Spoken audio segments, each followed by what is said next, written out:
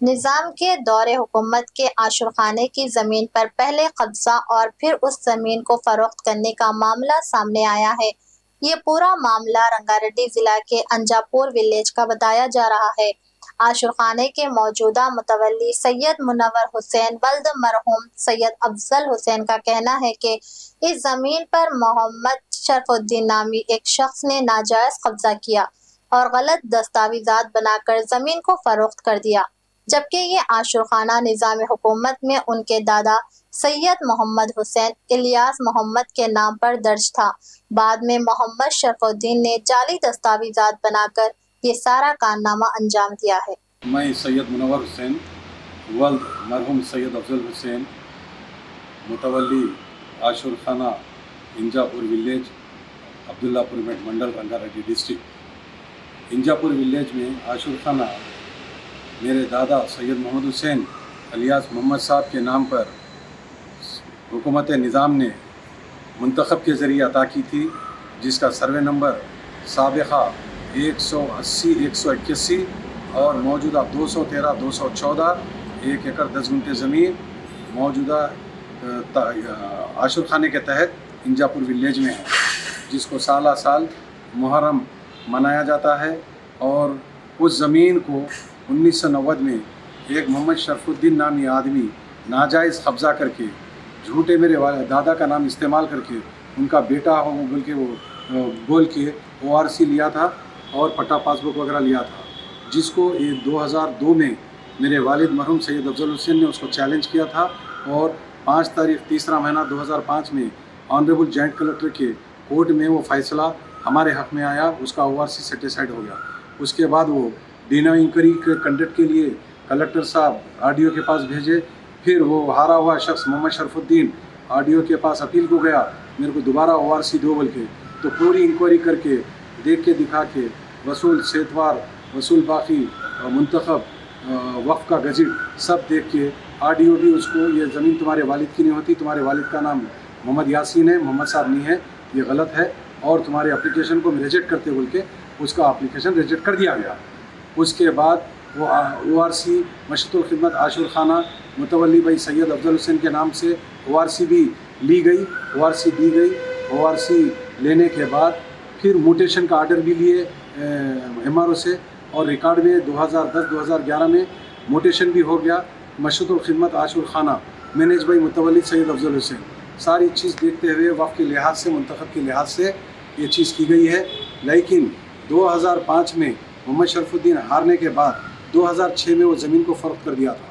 वो फ़रोख्त करने के बाद वो एक लेडी अनीता नाम करी आज 2017 में एक प्लाट के ऊपर ये शरफुद्दीन मोहम्मद साहब का बेटा है बोल के केस डाल के वो केस चला रही है, जिसका इत्तला हमारे को 6 महीने पहले हमारे को उसकी इत्तला मिली, जब तक हमारे को कोई नोटिस वगैरह उसकी नहीं आई।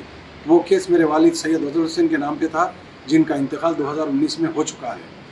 अब हमारे को केस की इत्तला नहीं थी। रिसेंटली इत्तला मिलने के बाद मैं एज ए LR केस में इंप्लीड कोर्ट से मैं गुजारिश किया कि केस में वकील को खड़ा करें और मेरे को इजाज़त दें मैं केस को लड़ूँ, मगर बारहा बाद में देखेंगे बोलने से ये केस में काफ़ी देरी हो गई।